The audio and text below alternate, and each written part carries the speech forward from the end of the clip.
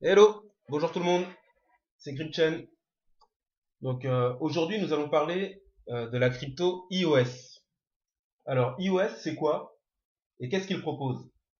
Et pourquoi est-ce qu'ils s'affichent eux aussi comme un killer d'Ethereum, un de plus? Tout d'abord on va parler de la création d'iOS en regardant un peu les news sur l'ICO. Je suis sur le site Contrepoint, de toute façon je mettrai tous les liens en commentaire comme d'habitude. Donc l'ICO d'iOS a eu lieu en juillet 2017 il me semble. Elle a eu lieu en juillet 2017. Et comme on le voit sur l'article, ils ont battu le record du financement participatif le plus élevé de l'histoire. À l'heure de la publication, donc c'était en juillet 2007, environ 758 000 Ethers ont été dépensés pour plus de 208 millions d'iOS tokens, soit l'équivalent de 175 millions d'euros.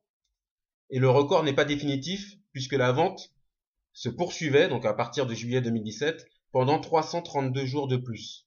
C'est ce qu'on peut voir sur le site d'iOS où on voit que l'ICO continue encore actuellement. Voilà ce qu'ils ont récolté pour l'instant. Voilà leur objectif. Euh, donc, en fait, ils ont eu un modèle original. Je vais revenir sur l'article. Ils ont eu un modèle original d'ICO parce que leur idée, c'était un peu de contrer le modèle des ICO qui ont eu lieu jusqu'à présent, où les plus gros acheteurs et ceux qui montent la société sont en général ceux qui détiennent le plus de tokens et donc il y a un effet d'enrichissement. Et là, ils ont voulu faire durer leur ICO sur plus de jours afin de pouvoir diluer le pouvoir trop important des gros investisseurs par rapport aux petits. Donc on a vu que l'ICO continue encore. Donc je vais retourner sur leur site, on va revenir sur leur présentation. Donc il s'agit d'une plateforme qui permet le développement d'applications décentralisées fonctionnant sur la blockchain d'iOS. Donc comme pour Ethereum, hein, le premier et le leader, comme pour Lisk, les applications décentralisées codées en JavaScript, comme pour Cardano, dont on a vu que cette crypto était potentiellement plus qu'une crypto permettant des applications décentralisées, comme pour Ethereum classique, l'Ethereum original mais sans Vitalik Buterin, comme pour Neo, l'Ethereum chinois, comme pour Stratis, etc., etc. Donc ça commence à faire beaucoup de monde sur ce créneau de marché. D'ailleurs, je vais préciser ça. Quand je présente les sociétés, j'essaie de les situer à côté de leurs concurrents, parce qu'aujourd'hui, on en est au tout début des développements. Donc, on est en phase de lancement. On n'est même pas encore en phase de croissance, quoi, pour certaines sociétés comme Bitcoin, enfin, pour certaines cryptos comme Bitcoin et Ethereum, on est en phase de croissance. Mais pour la plupart, on est en phase de lancement. Donc, il y a d'abord la phase de lancement, ensuite il y a la phase de croissance, ensuite il y a la phase de maturité en général, si on fait une analogie avec les sociétés réelles. Mais voilà, quand on arrivera à la phase de maturité, il faut se dire qu'il y aura des cryptos qui vont grandir, mais il y en aura d'autres qui vont chuter, voire même disparaître. Si on regarde par exemple le classement en janvier, je vais vous montrer comment j'ai fait. Donc là, je vais sur le classement normal. Ensuite, j'ai envie de voir une visualisation, voir un peu une photo à une certaine époque pour voir comment ont évolué les cryptos. Je sais pas par rapport depuis 2014 jusqu'à fin d'année 2017. Je vais dans Historical Snapshot. On va regarder en janvier 2014. Janvier 2014. On va regarder la tête du classement. Si ça veut bien le mettre. Janvier 2014. Voilà. Donc on en a trois qu'on connaît, hein. Bitcoin, Littlecoin et Ripple. Mais on en a d'autres qui étaient dans le top 10. Peercoin, Omni, NXT, Namecoin, BitShare, Quark, Megacoin. Et toutes ces cryptos qui étaient auparavant dans le top 10, bah maintenant soit elles ont chuté, faudrait faire la vérification, hein. Soit elles ont chuté, soit elles ont carrément disparu.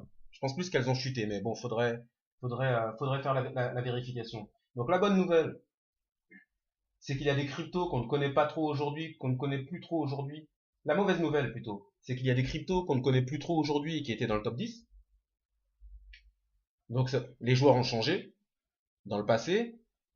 Donc ça peut vouloir dire que les principaux joueurs changeront dans le futur. Et la bonne nouvelle, c'est que là, quand on voit le prix du Bitcoin en janvier 2014, il était à 864 dollars. Le prix du Littlecoin à 25 dollars, qui est maintenant à 300, plus de 300 dollars là. Le Ripple, je crois qu'il est à 40 centimes. On va regarder ça. Hop, hop, hop. le Ripple, voilà, 46 centimes. Ethereum, bah, il était pas là. Mais Ripple, 46 centimes. Bitcoin, c'est pratiquement 17 000 $. Et Litecoin à 315 $. Donc, bah, ça laisse espérer des belles progressions en termes de capitalisation et donc en termes de prix pour les cryptos qu'on aime bien, sur lesquels on mise aujourd'hui pour dans 2-3 ans. Mais la mauvaise nouvelle, c'est que des joueurs ont changé. Donc il y a des sociétés qui vont connaître du x3, du x4, du x5, mais il y en a qui vont chuter aussi. Donc il faut garder ça en tête. Donc du coup aujourd'hui, si pratiquement toutes les cryptos du top 50 ou du top 100, enfin j'en sais rien, je me suis pas encore penché sur toutes les cryptos, elles connaissent des gros taux de croissance, à un moment il est probable que certaines disparaîtront. Est-ce que ce sera dans 1 an, dans 2 ans? Aucune idée. J'espère que ce sera le plus tard possible, mais à mon avis il faut s'y attendre, pas à court terme, mais à moyen terme, et il faut essayer de devancer cela en jouant les bonnes cryptos. Donc en tant que holder, en fait je parle holder, puisque ceux qui font du day trading, ils se préoccupent pas des questions à long terme. Long terme, hein, dans les cryptos, c'est 2-3 ans. Hein. Donc, on connaît déjà les applications décentralisées, donc je vais pas m'éterniser dessus. On en avait parlé pour Ethereum, on en avait parlé pour Lisk et pour Cardano. Donc, pour faire un bref résumé assez rapide, on avait vu que le produit vendu, c'est une plateforme qui permet la création de smart contracts. Hein. Des clients potentiels, c'est les développeurs qui vont développer les programmes des smart contracts sur la blockchain, mais surtout les grosses entreprises qui vont acheter ces programmes décentralisés afin d'optimiser les services qu'elles proposent en réduisant les coûts de transaction et en augmentant la vitesse des transactions puisqu'elles seront automatisées dans les smart contracts. Donc les entreprises payent les développeurs et louent les services de la blockchain pour comprendre un peu le modèle économique qu'il y a derrière ces blockchains ou ces cryptos des smart contracts.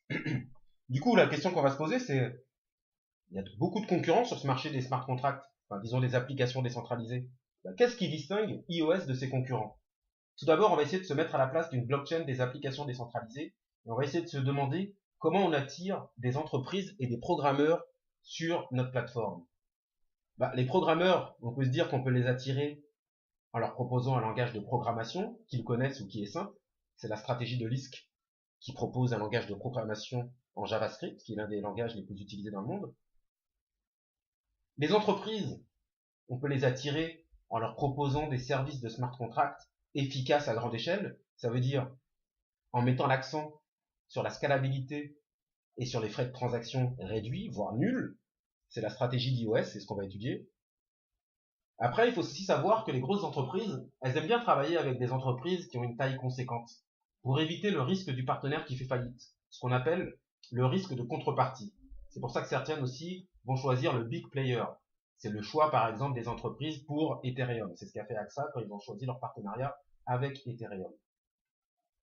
Donc, au niveau des avantages d'iOS, là, on est toujours sur leur site. Voilà, on voit un peu quelques informations. Donc, ce qu'ils disent, c'est que niveau technique, ils peuvent supporter des applications décentralisées à échelle commerciale. Donc, en général, quand on parle des cryptos, on parle de scalabilité au niveau des transactions simples. Adresse transfert de montant d'une adresse Bitcoin vers une autre adresse Bitcoin. Par exemple, pour la scalabilité sur Bitcoin. Ça signifie faire en sorte que le nombre de transactions simples, hein, on parlait de blockchain première génération, donc ça signifie faire en sorte que le nombre de transactions par seconde augmente au même rythme ou plus vite que le nombre d'utilisateurs de Bitcoin. Donc iOS, il parle de scalabilité des smart contracts, donc c'est des transactions, on va dire, niveau 2. Cela veut dire que la blockchain iOS est en mesure de gérer un nombre de transactions par smart contract potentiellement infini, enfin sera en mesure de gérer, parce que c'est leur objectif, ils n'en sont pas encore là. On parle de protocole toujours. Donc leur objectif, c'est d'avoir une plateforme de services opérationnels pour les entreprises. Après, quand on pense service aux entreprises, il ne faut pas forcément immédiatement penser aux grandes entreprises, enfin, comme AXA, dont j'ai cité le cas avec le partenariat avec Ethereum pour son assurance paramétrique contre les retards d'avion. On en avait parlé dans la vidéo d'Ethereum, il me semble, je ne suis plus trop sûr. Mais on peut aussi penser aux services rendus aux autres cryptos. Parce que les premiers utilisateurs, ce sera d'abord les autres cryptos qui sont déjà dans le milieu, plutôt que les autres entreprises qui commencent seulement à peut-être à connaître un peu ce que c'est que les cryptos, mais Bon, en général, quand le monde extérieur s'intéresse aux cryptos, il s'intéresse qu'à Bitcoin. Et tant mieux, pourvu que ça dure que comme ça pendant encore un moment, qu'on ait le temps d'acheter les cryptos qu'on veut tant qu'elles sont pas chères. Donc, pour en revenir au sujet, les services aux cryptos, ça pourrait être les ICO. Donc ICO, c'est Initial Coin Offering, hein, c'est les équivalents des IPO, mais dans le milieu des cryptos, donc le financement par des cryptos via un smart contract, hein, puisque si je vais pas, bon, j'en avais déjà parlé, je pense que les gens qui regardent les vidéos connaissent, donc je vais pas en reparler. Mais la question ici, c'est qu'on regarde du coup, quelle est la part de marché dans les services aux cryptos. Ici, on voit que Ethereum a une part de marché, on va dire, de 77%. Donc, 77% des ICO de crypto, de toute façon les ICO ça peut être que des cryptos, hein, sont lancés sur la blockchain Ethereum. On voit qu'ensuite c'est Custom Platform, on voit ensuite qu'il y a Waves dont je parlerai dans pas longtemps, je voulais en parler là, mais hier, mais j'ai pas eu le temps de faire de vidéo, enfin bon, j'en parlerai. Donc Wave, Bitcoin Fork, on voit Stratis aussi, qui est intéressant avec ses 0,65%, on voit Neo, l'Ethereum chinois, qui a 0,33%, Ethereum classique, le fork d'Ethereum, à 0,33%. Donc on voit ici les parts de marché dans les ICO des différentes blockchains. Mais ce qu'il faut savoir aussi, c'est que il y avait un article, bon j'ai pas mis le lien, je le mettrai dans les commentaires, qui disait que CryptoKitties, l'un des premiers jeux blockchain qui tourne sur Ethereum, c'est le jeu avec les chats là. Il y en a qui achètent leurs chats à quelques centimes et qui les revendent ensuite à pour des centaines de milliers d'euros ou pour plus des milliers d'Ethereum. Donc CryptoKitties, qui tourne actuellement sur Ethereum, occupe 14% des transactions Ethereum. C'est pour ça qu'il y a des blocages en ce moment au niveau des transactions et que les transactions prennent beaucoup plus de temps que ce qu'elle faisait auparavant. Je l'avais déjà dit, Ethereum, c'est la blockchain qui gère le plus de transactions par seconde à l'heure actuelle, mais ces transactions sont bloquées et retardées par le jeu CryptoKitties. Donc l'engouement est si important que la blockchain Ethereum donc, a été saturée et ralentie, et on a vu une future crypto, Sophia TX, qui a dû décaler son ICO basé sur Ethereum. C'est quand même assez fou. C'est là aussi qu'on peut voir l'intérêt d'une blockchain comme Lisk. Je fais pas de la pub, hein. À chaque fois je mets des arguments en comparaison les uns avec les autres. Hein. Je donne jamais de position, j'essaie toujours de présenter des faits. Donc c'est là aussi qu'on voit l'intérêt de la blockchain Lisk, qui fait tourner ses smart contracts sur une sidechain et non pas sur la blockchain pour éviter de la ralentir. iOS, eux, ils disent qu'ils sont en mesure de gérer tout cela à l'intérieur même de leur blockchain. Donc qu'est-ce qu'ils annoncent aussi iOS? On va retourner sur leur site. Qu'est-ce qu'ils annoncent aussi? Ils annoncent aussi, donc du coup, ils annoncent des frais de transaction carrément nuls, hein, même pas réduits, mais carrément nuls, grâce à l'utilisation de leur algorithme DPoS, Delegated Proof of Stake, preuve d'enjeu délégué. Et aussi, niveau éthique, ils ont des annonces, en fait, niveau éthique, puis c'est ce qu'on a vu avec le lancement de leur ICO, ICO qui est étalé sur plusieurs jours. En gros, ils essayent d'être un système plus juste au niveau de la distribution des tokens et du prix, pour éviter que les fondateurs ou les gros acheteurs monopolisent la richesse. La distribution est large, elle est transparente. Bon, je vais pas m'éterniser dessus parce que j'en ai déjà parlé. On a aussi le créateur de de leur projet, donc c'est lui. À l'instar d'Ethereum, iOS est une nouvelle architecture, donc ça c'est pas grave, dont l'inventeur n'est autre que Daniel Larimer, CTO de Block One et leader de ce nouveau projet. C'est également le créateur de BitShare, de Steemit. Donc le créateur a l'air d'être un entrepreneur, a l'air d'avoir pas mal d'idées.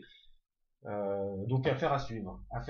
Au niveau des inconvénients, parce qu'il faut toujours relativiser les avantages par les inconvénients, ben moi ce que je regrette et qui est un gros point noir hein, pour moi, c'est qu'on voit pas la team d'iOS sur leur site.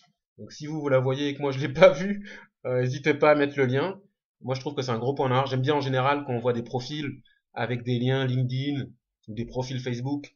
Ça montre qu'il y a des personnes qui existent derrière et on peut voir un peu ce qu'ils ont fait.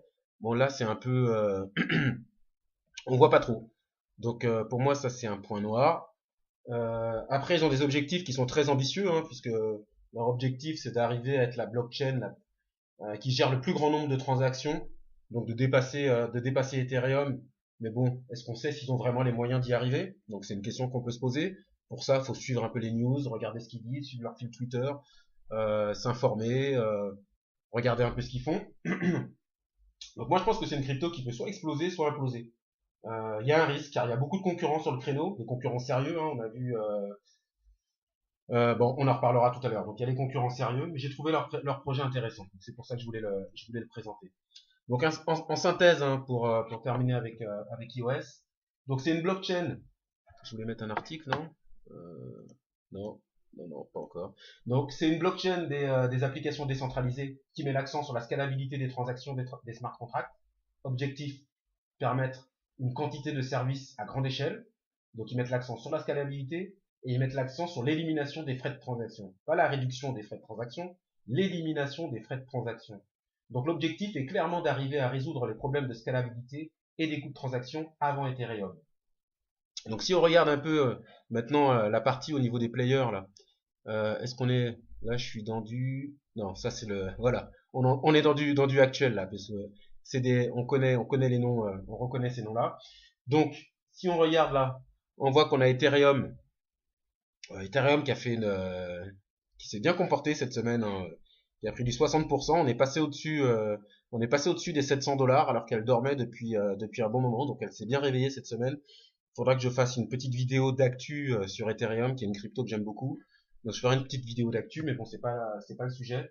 Bon, c'est juste que je les aime bien parce qu'ils ont un projet solide, ils ont déjà des partenariats, ils ont une market cap de 67 milliards, on va dire au-dessus des 60 milliards de dollars, donc c'est pas rien. Et ils ont Vitalik Buterin à la tête de la société, et ce gars-là est un peu un visionnaire. Donc il y a Ethereum, aux aguets, on a Nem, Nem, qu'est-ce que je dis moi? Aux aguets, on a dans un mouchoir de poche, on a iOS, on a Cardano, on a Ethereum classique et on a Neo. Ils sont tous collés là entre une market cap, on va dire autour des 3 milliards. Voilà, ils sont tous collés avec des market cap autour plus ou moins de 3 milliards d'euros. Ils sont dans un mouchoir de poche et il faudra voir lequel décollera. Donc ça, c'est les challengers proches. Et on a aussi les joueurs qui sont outsiders. Donc les outsiders, on a les Lisk, on a les Waves, et on a Stratis, on a Stratis aussi, et puis d'autres qui sont qui sont un peu en dessous. Donc il faudra bien suivre un des indicateurs qu'on pourra suivre, c'est les ICO. Donc il faudra bien suivre l'évolution des parts de marché dans les ICO, car ceux qui lancent leurs ICO font probablement partie de ceux qui connaissent le mieux le business des applications décentralisées, et donc ils nous indiqueront les tendances du moment. Si quelqu'un lance sa crypto society et qui choisit une plateforme pour lancer son ICO, il le fait pas par hasard. Il le fait parce qu'il a confiance en la plateforme, il le fait parce qu'il connaît la plateforme, il le fait aussi parce que c'est un insider, donc il a des informations. Donc cet indicateur des parts de marché des ICO sur le segment des blockchains, des applications décentralisées, c'est un indicateur très important et qu'il faudra suivre. Bon, du coup, comme j'aime bien Ethereum, on va finir la vidéo en montrant ce petit tweet de Vitalik Buterin à tous ceux qui disent, tous ceux qui se déclarent eux-mêmes comme Ethereum killer. L'Ethereum killer est Ethereum, l'Ethereum de Chine est Ethereum, l'Ethereum de Taïwan est Ethereum 2.0. Voilà, c'était CryptChain, c'est tout pour aujourd'hui. À plus, ciao.